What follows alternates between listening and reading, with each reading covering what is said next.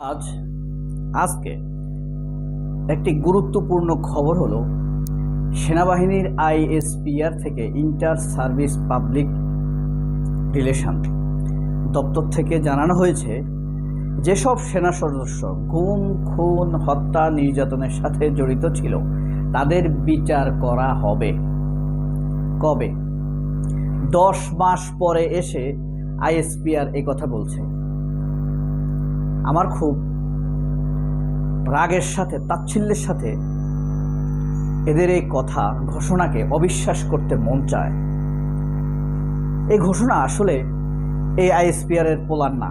এই ঘোষণাটা আসলে ওয়াকারের। অতে ওয়াকার, আতে আওয়ামী লীগ। অর্থাৎ ওয়াকার বলতে বুঝতে পারছেন, বাংলাদেশের মুক্তিযুদ্ধের অথরিটি, সবচাইতে বড় নেত্রী, গুম, খুন, হত্যা, নির্যাতন, লুটপাটকারীর সবচাইতে কুৎসিত নোংরা নেত্রী যাকে নিয়োগ দিয়েছে শেখ হাসিনা, যাকে নিয়োগ দিয়েছে সেই ওয়াকারের কথা বলছে। 10 মাস পেরিয়ে গেছে শেখ হাসিনা পলানোর। 10 মাস পরে এসে সে আইএসপিআর দিয়ে ঘোষণা দেওয়াচ্ছে যে যারা গুম খুনের সাথে জড়িত ছিল তাদের বিচার করা হবে। এরা এই বাংলাদেশের মানুষের ট্যাক্সের টাকায়, গরিব রিক্সাওয়ালার, সরকারি কর্মকর্তা বলেন, সৎ মানুষের কষ্টের টাকা যে ট্যাক্স হয় এই টাকার অপচয় করছে। এই ধরনের লোকদেরকে, ওয়াকারের মতো লোকদেরকে আমি আমার ট্যাক্সের টাকা দিতে কিন্তু রাজি নই। এই ছেলেকে, এই টাউট গুন্ডা, অস্ত্রধারী উর্দিপরা গুন্ডা, এই লোকগুলো শুধু যে গুম, খুন, হত্যাকারী অপরাধীদের, আওয়ামী অফিসারদের বিচার করেনি, শুধু কিন্তু তাই নয়, এরা সমগ্র সেনাবাহিনী জাতির পক্ষে নাই এটা প্রমাণ করেছে এই কয়েকজন লোক। বিশেষত ওয়াকার এটার জন্য দায়ী, জেনারেল শামস, এরা এটার জন্য দায়ী। কত বড় একটা সেনাবাহিনী, অনিয়মিত নিয়মিত মিলিয়ে প্রায় 3 লক্ষের উপরে সেনা সদস্য। সকল সেনা সদস্য কি খারাপ? প্রশ্নই আসে না। হাতে গোনা কয়েকজন খারাপ, 178 থেকে 79 জন খারাপ, অপরাধী, কুচক্রীকারী, দুর্নীতিবাজ।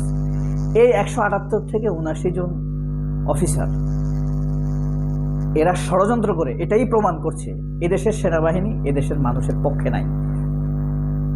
আজ 10 মাস হয়ে গেছে, 6 মাস যাবৎ তারা ম্যাজিস্ট্রেসি পাওয়ার নিয়ে মাঠে আছে। আইন শৃঙ্খলা পরিস্থিতি ক্রমেই খারাপের দিকে যাচ্ছে। যখনই আওয়ামী লীগের পরিস্থিতি খারাপের দিকে যায় তখনই তারা আওয়ামী লীগকে রক্ষা করার জন্য বিভিন্ন ইস্যু নিয়ে এগিয়ে আসে। হয় একটা গোলযোগ তৈরি করবে, এটাকে মব ঘোষণা দিবে, আর নয়তোবা সরাসরি তাদের পক্ষে দাঁড়াবে। এই যে পটিয়াতে যা ঘটনা ঘটল, এই বেয়াদব, এই পাপী মায়ের সন্তানেরা, হারামখোর বাপের বাচ্চারা, তারা 10 মাস পরে ঘোষণা দিচ্ছে অপরাধের বিচার হবে। এটা কি আপনার কাছে খুব স্বাভাবিক মনে হয়? এতদিন তারা কি করছে, কি করে? তারা মাঠে ময়দানে ঘুরে বেড়ায়, এই করে সেই করে। তারা যুদ্ধের প্রস্তুতি আছে তাদের? ওই যে কলা গাছের ফুল দেখছেন, গ্যান্ডের মতো লাগে যে কলা গাছের ফুল, মানে কলার থোড়া, ওরাও কলার থোড়া দিয়ে যুদ্ধ করতে হবে। এদের যুদ্ধের টেন্ডেন্সি মেন্টালিটিতে নাই। এদের টেন্ডেন্সি হলো অফিসার হব, পয়সা কামাবো। বাটপার ওয়াকার একটা টাউট, বাটপার, চোর। তার বাপ চোর, তার মা চোর, তার বাচ্চা কাচ্চাগুলো চোর হবে। এটা আপনাদেরকে একটু পড়ে শোনাই, শুনুন। খবরটা আগে দেখাই না, এই যে দেখেন, চেহারাটা দেখেন, মানে মদ গাঁজা খায়, দেখছেন?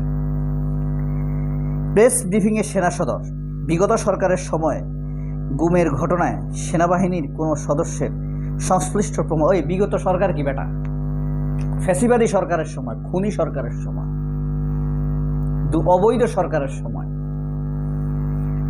এও আওয়ামী লীগ ঘটনায় সেনাবাহিনীর কোনো সদস্যের সংশ্লিষ্টতা প্রমাণ হলে কঠোর ব্যবস্থা নেওয়া হবে বলে জানিয়েছে সেনা সদর দপ্তর। গতকাল বৃহস্পতিবার দুপুরে ঢাকা সেনানিবাসের অফিসার্স মেসে সেনা সদরের সামরিক অপারেশন পরিদপ্তরের কর্নেল মোহাম্মদ শফিকুল ইসলাম একথা জানান। এই শফিকরে আগে অ্যারেস্ট করতে হবে।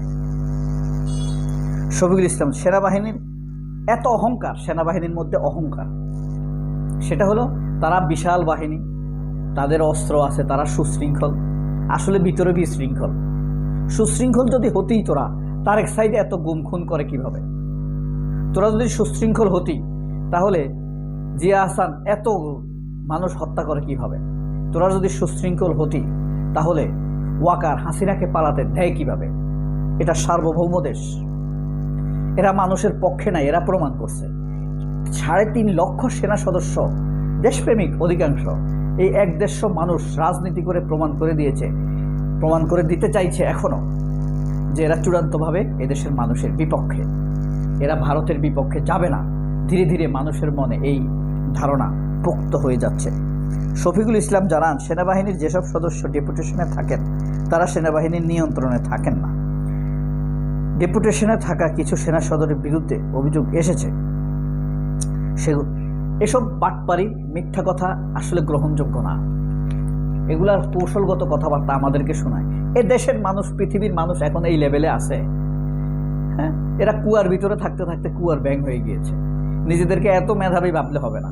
সারা পৃথিবীতে বহু মেধাবী আছে, মুক্তমনা বহু মানুষ আছে। তোমরা শেকল পরে এক অদৃশ্য শেকলের মধ্যে আছো, আর চলে যাবে, তোমাদের বাকি জীবন কাটবে আরেক দৃশ্যমান শেকলের ভিতরে। আর এরপরে মৃত্যুর পরে তোমাদের জীবন কাটবে আল্লাহর শেকল পরানো অবস্থায়। পরম করুণাময় আল্লাহ তাআলা তোমাদেরকে পরম শাস্তি দেওয়ার জন্য অপেক্ষা করতেছেন। শুধু তোমাদের লীলা খেলা দুনিয়াতে যে তোমাদেরকে যতটুকু পাওয়ার দিছে সেটুকু তোমরা দেখতে পাচ্ছ। যাই হোক, আওয়ামী লীগের আমলে নিয়োগ পাওয়া মানহীন শিক্ষকদের কি হবে? এই যে দেখেন, অসংখ্য যে নাকি 9-6 যোগ করতে পারে না, আমি নিজে দেখেছি এরকম লোককে নিয়োগ দিছে প্রাইমারি স্কুলে। ইউনিভার্সিটি তো বাদে দিলাম, ইউনিভার্সিটিতে মদখোর, গাঁজাখোর, নারীবাদী, ধর্ষক, এই ধরনের লোকদেরকে নিয়োগ দিয়ে ভরে ফেলেছে। এই কারণে গ্রামে গঞ্জে এখন মানুষ বলে ইউনিভার্সিটিতে কোনো মেয়ে পড়তে গেলে আর ভালো থাকে না। এই যে এইসব টিচাররা হবে আদর্শবান, চরিত্রবান, ধার্মিক, আর এরা ধর্ষক। এই যে আওয়ামী লীগ পন্থী যত, আপনি মানিক, ওই যে খালেদ মহিউদ্দিন, সালমান এফ রহমানের কামলা খালেদ মহিউদ্দিনের বন্ধু মানিক 100 সেঞ্চুরি করছে, ইউনিভার্সিটিতে বিচার হয়নি।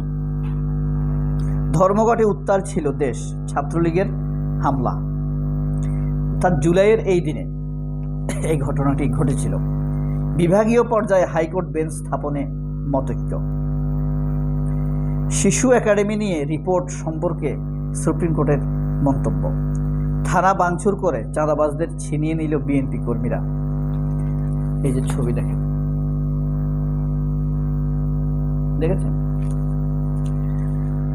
মুরাদনগরে গণপিটুনিতে 2 সন্তান সহ মাদক সম্রাজ্ঞী নিহত।